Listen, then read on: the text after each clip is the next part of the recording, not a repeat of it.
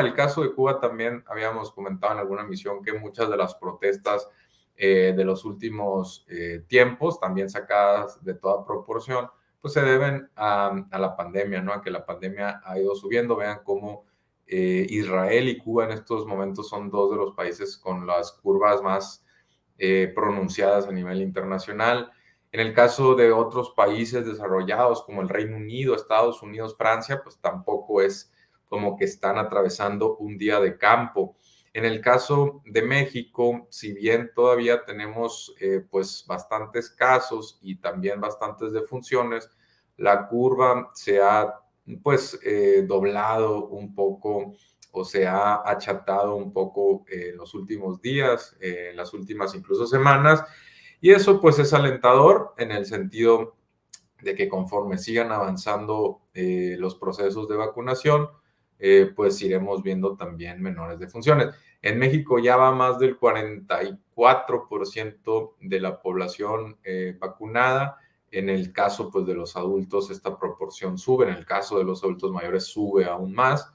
Lo cual pues es muy importante para reducir el número de defunciones, ¿no?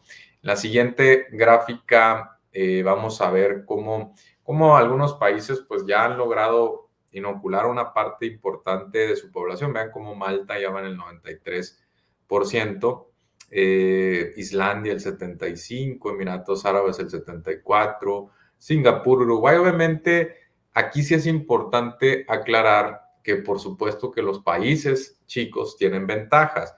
En el caso de los países chicos, no necesariamente el número de casos por millón o el número de funciones por millón está disociado de lo que pasa en países más grandes, ¿no? Podemos controlar por población y ya con eso puede ser comparable. De todos modos, hay que tener cuidado porque pues, algunos países sabemos que son islas, ¿no? No es lo mismo comparar una isla con un territorio muy extendido donde el virus se puede ir transportando de un lugar al otro, donde tienen fronteras compartidas con otros países y hay cruce constante. Todo esto que ya sabemos, ¿no? Y que hemos ido diciendo a lo largo de toda esta pandemia. Pero lo que sí es que los países más chicos tienen ventajas en las vacunas porque si son sobre todo de ingreso medio hacia arriba, pues pueden pedir una orden importante de vacunas y con eso ya automáticamente su población pues estaría significativamente cubierta. La farmacia o la farmacéutica, perdón, va a aceptar esa orden. Pero tomemos el caso de países como Brasil, México, Estados Unidos, pues una orden de 1 millón, 2 millones, pues no crea tampoco, digamos, gran diferencia, visto en términos ya de más de 100, 120 millones de habitantes, como es el caso de estos tres países, y es quizá lo único que puede garantizar la farmacéutica en ese momento, ¿no? En el caso de países más chicos, quizá con 1 millón tienen a toda su población cubierta en algunos de los casos que estamos viendo, ¿no? De ahí que haya que tener cuidado, pues también con la exigencia que ponemos sobre los distintos países, ¿no? Hay otros que, pues, si se fijan ahí, de los países más grandes, España está teniendo un buen trabajo.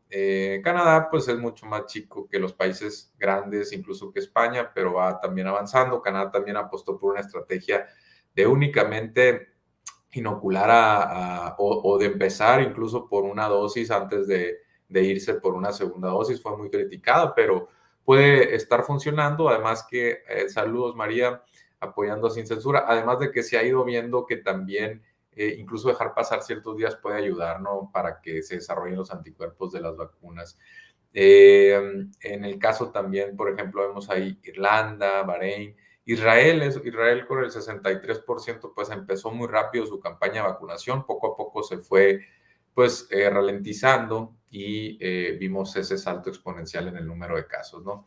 Vamos a ver, saludos, Sin Censura Media, Sin Censura, entiendo eso que significa SCM. Y en la siguiente, y bueno, en la siguiente gráfica para dar seguimiento, como hemos venido haciendo a lo largo de la pandemia, ya nos vamos a centrar un poquito más en México, antes de pasar a otro tema, pero fíjense cómo también durante la semana tuvimos el número de empleos creados ante el IMSS durante julio y fue una buena cifra, una cifra que superó los 100,000 puestos formales creados únicamente en ese mes. Y vean cómo en la curva roja ustedes pueden ver la pérdida de empleos durante una recesión. Y aquí tenemos en pantalla las últimas 3 recesiones. En rojo tenemos la de COVID, en amarillo la crisis financiera originada en los Estados Unidos en 2008-2009 y en 94-95 la crisis del peso mexicano, la crisis originada por errores de política pública totalmente interna. Los otros dos son más factores externos. Y en esa, pues vean ustedes cómo en algún momento pues se perdió más del 8% de los empleos formales afiliados ante el IMSS. Esa es la forma en que se saca esta medición. Las personas, el número de personas registradas ante el IMSS, y vean cómo en algún momento se perdieron hasta más del 8% y tardó 24 meses, es decir, 2 años, en recuperar el nivel previo de empleos formales.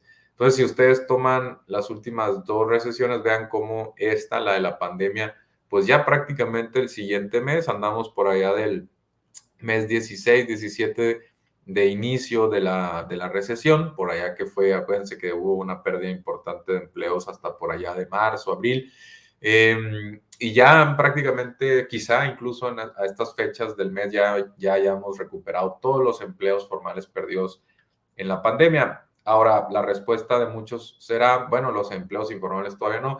Para eso tenemos otra medición que es la ENOE, y también la última estadística que fue publicada ya andaba encima incluso del 95%, quizá ya cercano al 100% de empleos, ¿no?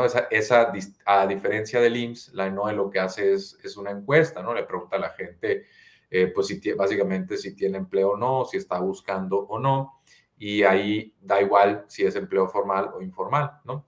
Entonces, con esas encuestas también validamos que los mercados laborales, que las fuentes de empleo se han ido recuperando conforme pasan los meses.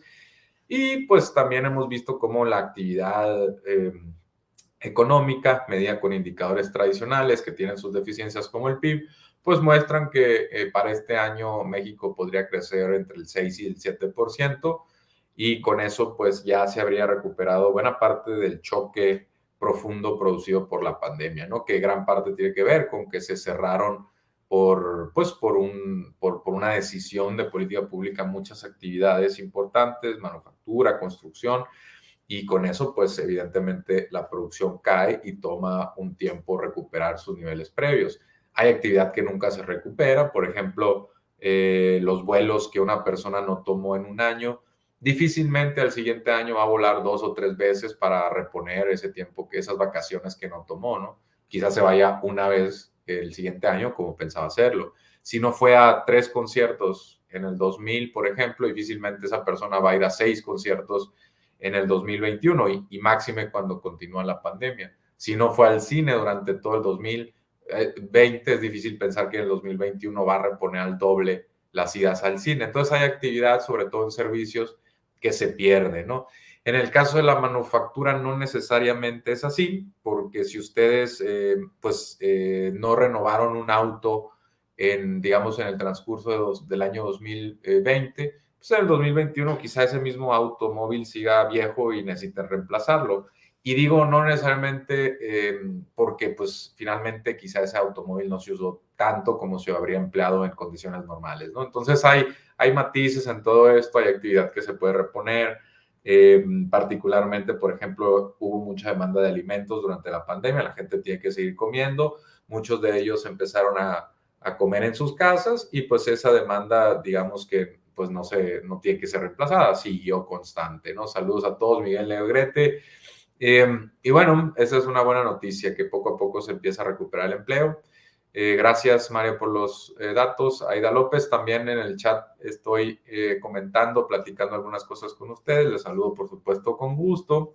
Y déjenme sus comentarios, ¿no? Para que la producción los proyecte en pantalla. Gracias a la producción. Bueno, esa noticia también tuvimos esta semana. Poco a poco, efectivamente, saldremos adelante. Y bueno, otras noticias u otras controversias que tuvimos durante la semana.